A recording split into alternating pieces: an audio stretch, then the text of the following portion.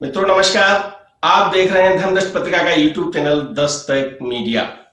बाबा नीम करोली के संस्मरण सुना रहे हैं हमारे रब्बू दादा। तो सुनिए रब्बू दादा की दूसरी सीरीज रब्बू दादा की जुबानी।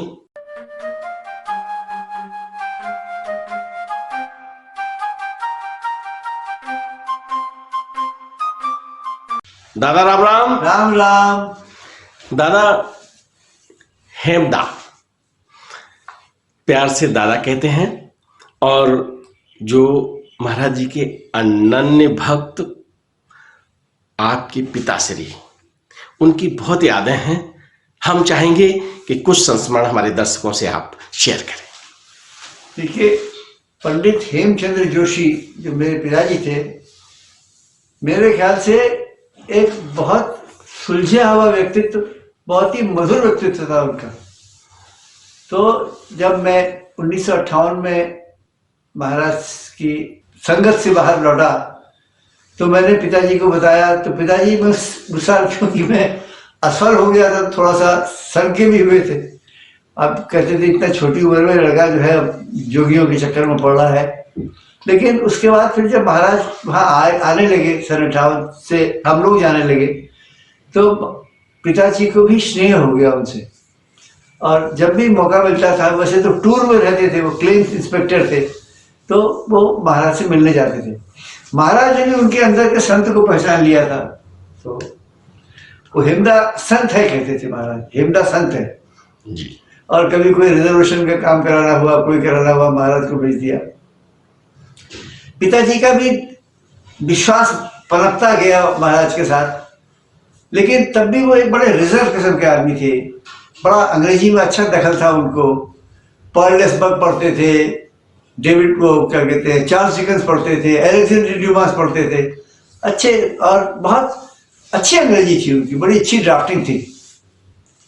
तो जब महाराज ने 1972 में जब रिटायर हुए, तो उसके पहले रेलवे ने एक स्कीम निकाली थी कि आप एक साथ प्रोविडेंट फंड ले लो कि आप पेंशन लोगे। तो पिताजी की इच्छा थी कि एक बार में लंबा सा पेंशन मिल जाती है, अच्छी खासी लमसम प्रोविडेंट फंड मिल जाता है, तो वो चाहते थे वो प्रोविडेंट फंड ले लें। और महाराज ने कहा, हेमदा पेंशन लेना, हेम पेंशन लेना। मैंने पीछे जैसे पड़ गए थे महाराज पीछे, जब भी मार जाए, हेम तू पेंशन लेना।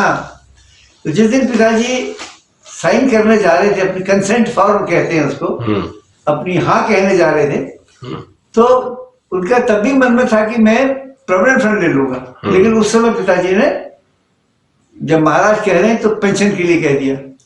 पिता उस साल में 58 साल में आदमी रिटायर होता था। मेरे पिताजी 86 साल तक जिंदा रहे जी। तो उन्होंने बहुत लंबी पेंशन ली, बहुत लंबी पेंशन। मतलब जो रिटायरमेंट के बाद बेनिफिट मिलता है, या एक मुश्त ले लो या पेंशन ले लो। हाँ जी। तो पेंशन में पिताजी ने बहुत आखिरी तक उनको, मतलब 1986 तक पेंशन मिली जी। तो फरवरी मास तक। और वैसे उनका मन ये था कि एक मुश्त ले लें। लेकिन महाराज जी इनका पेंशन लेना। उस टाइम में पैसे की कीमत बहुत कम थी जी। 30,000 मिलता, 40,000 मिलता, लाख रुपए मिलता जी। वो कब तक चलता? हाँ। इंटरेस्ट रेट भी कोई बहुत ज्यादा नहीं था जी। तो महाराज का पेंशन लेना, पेंशन लेना, पेंशन लेना, दूरदर्शी, त्रिकालदर्शी दृष्टा है वो। विराट तो सब जानते हैं ना। तो फिर क्या हुआ कि जब 1972 मेरे पिताजी रिटायर हुए जी, तो मैं उनको रिसीव करने गया ट्रेन से, लौट के उनके साथ घर तक, बंगले तक इलाहाबाद में लौट के आया। उनके साथ पैदल चल के आया, मैं पटरी चल के आया जी। फिर पिताजी एक श्री जवाहरलाल जी थे जी, जेएल बर्मन जी, उनकी वहां पिताजी को महाराज ने लगा दिया कि भाई तुम इसको रखो, तुम्हारी संत है ये, ईमानदारी से हमारी फैक्ट्री चलाएगा। वर्मा साहब ने रख लिया। तो 72 से लेके 74 तक जी वो वहीं रहे उस फैक्ट्री में, फरीदाबाद में फैक्ट्री थी जी। पिताजी उन्हीं के साथ रहे। फिर उनको हेपेटाइटिस हो गया जी, तो मैं मेरठ में रहता था, उनको लेके आ गया। फिर सन 74 में मैंने कहा कि अब आपका कार्यक्रम पूरा हुआ, अब आप जाओ, आपको पेंशन मिलती है, जाके आश्रम में रहो, माँ की मदद करो। उस समय महाराज की शरीर लीला हो गई थी, तो बहुत कम बुजुर्ग लोग थे वहां पर चलाने के लिए। अनुभवी आदमी चाहिए थे जी, व्यक्तित्व में सरल आदमी चाहिए थे। आश्रम चलाना खेल नहीं है कोई, ईमानदारी वहाँ चाहिए थी। अहंकार अभिमान अभिमान की कोई जगह ही नहीं है, कभी आश्रम बन ही नहीं सकता। खैर पिताजी वहां गए तो धीरे धीरे उन्होंने कार्यभार संभाल लिया। जात के पंडित थे, ब्राह्मण थे, पूजा पाठ करते थे, तो उन्होंने फिर सवेरे और शाम की पूजा पाठ उन्होंने करानी शुरू कर दी। फिर मेरे पिताजी बहुत अच्छे वक्ता थे, बहुत अच्छा बोलते थे, बड़ा मृदुभाषी थे जी। तो उन्होंने पिताजी ने उनकी वो भी शुरू कर दिया, पब्लिक कोऑर्डिनेशन कहते हैं जी। वैसे मेरे पिताजी सुमित्रानंद पंत जी के भांजे थे, जो कविवर कवि। हाँ, अच्छा। बाल यहाँ तक बढ़ा के हाँ। लोग जब समझते जा रहे सुमित्रानंद पंत जी चना बांट रहे, हाँ। मेरे पिताजी चना बांटते थे। अच्छा। गांव में लोगों का इलाज करते थे, दवाई देते थे, सुख पूछने जाते थे शाम को घूमने के लिए। हरी सब गांव की जो औरतें हैं इतना प्यार करती थी, पिता तुल्य, भाई तुल्य, चाचा तुल्य। जी। वो छिपा के अपने धोती में उनके लिए खाना बना के लाती थी। कोई दूध ला रहा है, कोई कुछ ला रहा है, कोई पकौड़ी बना के ला रहा है, कोई कुछ बना के ला रहा है, फल लेके आ रहा है। पिताजी बहुत ही पॉपुलर थे। तो इसी तरह से उनका कैची में कार्यकाल गुजरता रहा। और धैर्यवान इतने थे कि कभी अगर उनको ब्लड प्रेशर का अटैक हुआ या कुछ हुआ, तो जब कभी उनको ब्लड प्रेशर का अटैक हुआ, बड़े धैर्य से अपना इलाज खुद करते थे। कभी कभी ज्यादा ब्लड प्रेशर होता, नाक से जब रुधिर बहता था, उनके खून बहता था, तो लोगों को खुद समझाते थे, अपने घबराने के बदले खुद समझाते थे। माता जी के बहुत नजदीक हो गए थे। जब माता जी झाड़ों में जाने लगी तो उनको अपने साथ ले जाती थी, दक्षिण यात्रा में, पश्चिम यात्रा में, पूर्व यात्रा में। पूज्य सिद्धि माँ। हाँ, माता जी सिद्धि माँ मेरी माँ पिताजी को खुद ले जाती थी जी। अब उसके बाद जो है, जब उनका कैची में उनको अनुभव हुए, प्रार्थना के वक्त उनको विराट का अनुभव हुआ, महाराज का उन्होंने बहुत सारे रूपों का अनुभव हुआ, माँ के रूपों का अनुभव हुआ, तो धीरे धीरे पिताजी का बहुत ही पूजा पाठ का नेचर हो गया। लिखते थे छोटा छोटा डायरी में, राम राम लिखते थे, डेली का अपना मैसेज लिखते थे। खैर समय तो सबका आता है, तो 1984 के बाद उनकी तबीयत थोड़ी सी खराब होनी शुरू हो गई थी। तो तब भी लेकिन चलाते रहे, माँ बुला लेती थी उनको, घोर जाड़ों में तो मेरे साथ भेज देती थी, लेकिन बुला लेती थी। धीरे धीरे धीरे धीरे 1900 मेरी माँ का शरीर हुआ था 79 में, तो करीब 1988 की बात है। तो पिताजी जो है उनकी किडनी फेलियर हो गया 99 में, थोड़ा सा होकर फिर उनका किडनी फेलियर हो गया। तो उनको मतलब यही हुआ कि मेरा शरीर छूट जाए, धीरे धीरे किडनी के। तो जब पिताजी का शरीर थोड़ा सा ढीला पड़ना शुरू हुआ, तो माँ ने उनको मंजूर के वहां या मेरे घर में भेजना शुरू कर दिया। 1998 में एक बार माँ जब बरेली आई थी, तो मंजूर से बोली कि मैं तेरे घर खाना खाने आती हूँ। पहाड़ी खाना कहते, पहाड़ी व्यंजन माँ को पसंद था। तो पिताजी भी वहीं थे उस समय मंजूर के पास। मुझे याद है जो पूज्य सिद्धि माँ जब एक बार हमारे घर आई, उन्होंने प्रसाद पाया, तो शाम को जब मैं बाथरूम में जाने के बाद जब बाहर निकलने लगी, तो पिताजी उनके पास पहुंचे, घुटने में झुक के बोले कि माँ अब ये शरीर छूट जाए। तो माँ ने ऐसे देखा, बोले हेमदा तुम्हारे हाथ में क्या है, जब महाराज चाहेंगे तभी तुम्हारा शरीर जाएगा। लेकिन इतने प्राण से और दिल से कहा था महाराज ने कि सिद्धि माँ जो है, मेरे ख्याल से उन्होंने फिर उसको मान भी लिया, मेरे ख्याल से उनकी बात की उनको विदा दे दी जाए, बहुत शरीर क्लांत हो गया। उस बार मैं माँ के साथ, दिसंबर का महीना था, मैं माँ के साथ 1998 में ऋषिकेश में था। इतने में मेरे भाई मंजूर का फोन आया कि मेरे पिताजी का क्रिएटिनिन बहुत गिर गया है, किडनी नीचे जा रही है, और वो घर में याद कर रहे हैं मुझे। पिताजी जब भी कभी परेशान होते थे तो याद उनको बड़ा ही बेटा आता था। तो मैं वहां से माँ के पास गया, मैंने कहा माँ ऐसे ऐसे बाबू की तबीयत खराब हो रही। तो सिद्धि माँ ने कहा कि बेटा कर ले, बेटा सेवा कर ले, माँ बाप एक ही बार मिलते हैं, जा सेवा कर ले। तो मैं लौट के आया, तो पिताजी जब बरेली पहुंचा मैं, तो पिताजी का एक बार दिल्ली में सामान रख के बरेली पहुंच गया, तो पिताजी का मुंह जरा सा सूजा हुआ, और मैंने उनको प्रणाम किया, देखा तो अचेत भी थे, काफी बदन फूल गया था। तो उस दिन हमने उनको अस्पताल में रख दिया, और माता जी के उनको पिताजी को अस्पताल में रख दिया, और उनके में डाययूरेटिक्स कहते हैं, उन्होंने पेशाब निकलने की गोलियां दी, तो पिताजी के बदन से जब पानी निकलना शुरू हुआ एकदम से सिकुड़ गए वो, और क्रिएटिनिन काफी बढ़ गया था। इस बीच में माँ जो है फिर कैंची पहुंच गई, तो डॉक्टरों ने कहा कि इनकी डायलिसिस होनी जरूरी है। अब शरीर सूख गया था, जगह जगह उनके सुई लगी तो खून भी निकलना बंद हो गया। मुझे दया आई, मैंने कहा जब इनको जाना ही है तो ऐसे होके जाए। उसी समय मेरी लड़की जो है प्रसव में थी जी, अमिता जोशी मेरी जो लड़की है वो प्रसव में। तो मैं इस बीच में 21 दिन पिताजी के साथ हॉस्पिटल में ही रहा। तो डॉक्टरों ने कहा कि देखो भाई, या तो इनकी डायलिसिस करा लो और ये इनको घर ले जाओ। तो मैंने कहा मुझे आप 1 दिन का टाइम और दे दीजिए, मैं कल बता दूंगा। तो मैं सवेरे दूसरे दिन मैंने टैक्सी करी और सीधे भूमियाधार मंदिर पहुंचा जहां की माँ उस समय थी। माँ ने कहा जा पहले प्रसाद पा ले, 12:15 बजा होगा दिन का। तो प्रसाद पाके मैं जब ऊपर आया तो मैं धूप में बैठी थी भूमियाधार के मंदिर में छत पे। मुझसे बोली, देख बेटा, अब तू महाराज को जो है भरोसा कर महाराज पे। तो महाराज जी के वजह से जो कृपा होनी थी ऐसे हुई, बताता हूँ आपको, कि जब डॉक्टरों ने कहा कि भाई इनकी डायलिसिस जो है आप या कराइए या घर ले जाइए, तो मैंने कहा मुझे आप 1 दिन का टाइम और दे दीजिए, मैं आपको कल बता दूंगा। और मैंने सवेरे टैक्सी पकड़ी और मैं भूमियाधार के लिए चल दिया। मुझे पहुंचते पहुंचते बरेली से भूमियाधार करीब करीब दिन के करीब 11:30 बज गए थे। तो माँ जो थी भूमियाधार में ही रुकी थी, उन्होंने मुझे ऊपर छत में बुलाया और बोले पहले तो खाना खा ले जा। तो खाना खा के जब ऊपर पहुंचा तो माँ ने कहा, देख बेटा, तब तक माँ अकेली हो गई थी, सब लोगों को उन्होंने इधर उधर छटका दिया था। बोली, देख बेटा, अगर तू पहले नहीं ले जाता दूसरी बात थी, अब तू अस्पताल ले गया है, अगर अब हटाएगा तू वहां से तो फिर लोग कहेंगे पैसे की वजह से तू डर गया, हटा लिया, अब तो रख वहां पर बेटा, महाराज सब ठीक करेंगे। और मुझे जो है उन्होंने आज्ञा दे दी। फिर मैं भी थोड़ा देर और बैठा उनके साथ। थोड़ा सा अफसोस भी था मुझे कि पिताजी मेरे बीमार हैं और मैं कुछ नहीं कर पा रहा हूँ। इतने में माँ ने कहा कि एक काम कर, तू जरा सा ये गुड़ जो है कैंची पहुंचा दे। भूमियाधार से कैंची करीब 12 किलोमीटर दूर है। तो मैं 12 किलोमीटर दूर पहुंचा के जब लौट के दर्शन करके आया तो करीब करीब उस समय 4 बजे होंगे। तो माँ ने कहा कि एक काम कर, फिर प्रणाम किया मैंने। फिर बोले वो जहाँ से महाराज के तखत से एक फूल ले आ। तो मुझे याद है अभी तक पीला रंग का फूल था, तखत से मैं भूमियाधार में उठा के ले आया। माँ ने कहा कि ये बाबू के तकिए के नीचे रख देना और अब तू जा।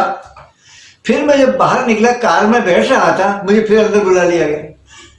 वहां पे एक बड़ा मासूम सा 23-24 साल का लड़का बैठा हुआ था और मुझसे बोला, तो माँ ने कहा कि देख ये है, ये वहां पे एक साधु जी के चक्कर में गया था, उन्होंने इसको संन्यास दिलवा दिया, अभी घर छोड़ने के लिए आया और ये कह रहा है कि मैं माता पिता से विदा लेके जाऊंगा।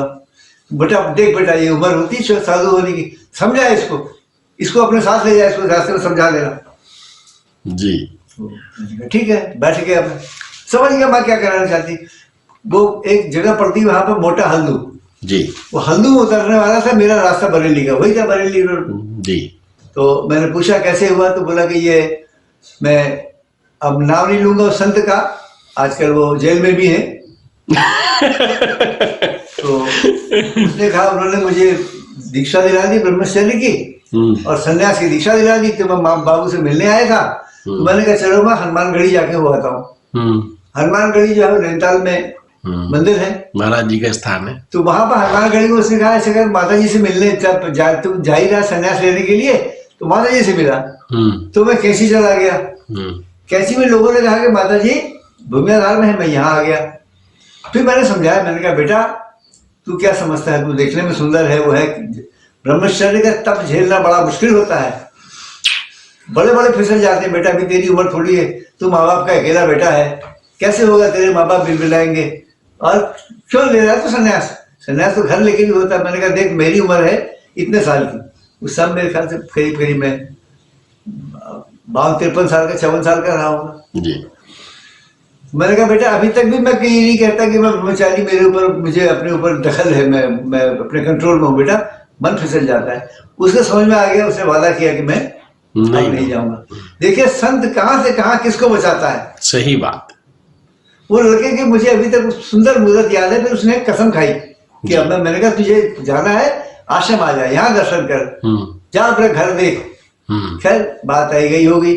फिर मैं वहां पहुंचा तो मेरे पिताजी के तकिए के नीचे फूल दबा दिया। फिर जब डायलिसिस होनी शुरू हुई तो तीसरी डायलिसिस में करीब करीब पिताजी के क्रिएटिनिन आके 2.53 आ गया। तो डॉक्टर ने कहा अब हम डायलिसिस, तो ये क्या होता था, पिताजी की शुगर बहुत कम हो जाती थी, हेलुसिनेशंस होने लगते थे उनको, वो मैंने अचेत हो जाते थे। तो उन्होंने कहा इनकी डायलिसिस नहीं है, अब इनको दवाइयों से हम रखेंगे, अब आप इसको उठा के इनको आप घर ले जाइए। तो 29 दिन के बाद पिताजी घर आए, लौट के मंजूर के बंगले में लौट के आए। इस बीच में मेरी बिटिया ने मेरी नतनी को जन्म दिया। तो मैं जिसमें पिताजी के अपने शौच को साफ कर रहा था तो फोन आया दिल्ली से कि आप नाना बन गए। 21 जनवरी या 22 जनवरी की बात, आप नाना बन गए जी। तो जब मैंने डॉक्टर से पूछा कि डॉक्टर साहब आपको क्या उम्मीद थी पिताजी के बारे में, एक डॉक्टर मेरे साथ खान थे, जेड खान जी, और एक डॉक्टर कटारिया थे, उन्होंने जो मालिक लोग थे, डायरेक्टर थे उस अस्पताल में। ये इन लोगों ने कहा कि हमको 5% भी उम्मीद नहीं थी अपने पिताजी को आप लेके जाओगे, इनको तो आपके गुरुजी ने बचाया है जी। फिर मैं रात को, मुझे दूसरे दिन अपनी पोती के नामकरण संस्कार में जाना था अपनी नतनी। उस फूल का क्या किया जो आप पूज्य सिद्धि माँ ने दिया था? वो क्या हुआ कि उस फूल जो है वो छूट गया, और छूट जाने के बाद जो है वो जमादारों ने हटा दिया जी। तो मुझे याद आई, तो मैं उनसे कहा, तो उसमें एक जगह उन्होंने पड़ा हुआ था, वो फूल मुझे रुमाल के साथ मिल गया वापस, और मैंने फिर पिताजी को उसके नीचे डाल दिया। आपने आगे पहले तकिया में रख दिया था? हाँ, फिर उस तकिए नीचे डाल दिया। और जब सफाई कर्मचारी आए तो उन्होंने साफ कर दिया। हाँ, फिर आप ढूंढते रहे? ढूंढ के मैं नहीं, अस्पताल से ढूंढ के ले आया। हाँ। और उसके बाद जो है मैंने फिर तकिए में डाल दिया पिताजी की जी। उसके बाद मैं यहाँ घर आ गया तो रात को उसी में सोया हुआ था पिताजी के साथ। आखिरी रात थी मेरी वो, मेरे ख्याल से 31 दिसंबर का टाइम होगा, पिताजी के साथ। हाँ जी, 28 दिसंबर का टाइम होगा। तो मैं सो रहा था तो रात को, अब मैं भी जगा हुआ था, पिताजी भी जगे हुए थे जी। और दोनों के अंदर अंदर द्वंद्व चल रहा था जी। मैं दूसरे दिन जा रहा था, पिताजी को लगा कि जाना मेरा लगा, अस्पताल से मुझे वापस लेके आया मौत के मुंह से जी। और मैं सोच रहा था कि मैं नतनी के वहां जा रहा हूँ तो छोड़ के जा रहा हूँ मैं इनको, द्वंद्व दोनों के था। तो मुझे याद है मैं 12:30 बजे पिताजी बोले अब मुझे क्या करना है। तो मैंने कहा गुरु जितने दिन बचे हैं लगा दो पूरा का पूरा महाराज के ध्यान में, माँ के ध्यान में, और कुछ मत सोचो। ये कह के मैं फिर दूसरे दिन सुबह 4 बजे गाड़ी पकड़ के चल दिया। मेरी पोती का नामकरण हुआ, नामकरण किया। फिर मैं एक बार और गया बरेली उनको देखने के लिए जी। फिर लौट के आया तो 1989 की होली में मैं ऋषिकेश गया था और ऋषिकेश जाने के बाद हम लोग होलियां गाते हैं, पहाड़ में कुआं होलियां होती हैं। एक होली थोड़ा सा एक मुखड़ा सुनाइए। मैं कौन सी होली गई थी मैं सुनाऊंगा आपको। जी जी जी। तो उसके बाद जब वो होली में रात को करीब 2-2:30 बजे थे जी, होली के एक दिन पहले या 2 दिन पहले या 3 दिन पहले जी, 2-2:30 बजे थे। तो मैंने बिहार की एक होली है, वो होली मैंने पिताजी के मतलब गाई मैंने होली उस दिन।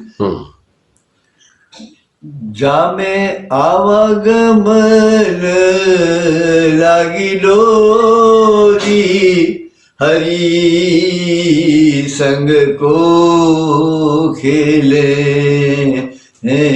सिहोरी हरि हरि संग को खेले होची होरी को खेले सिहोरी हरि संग को खेले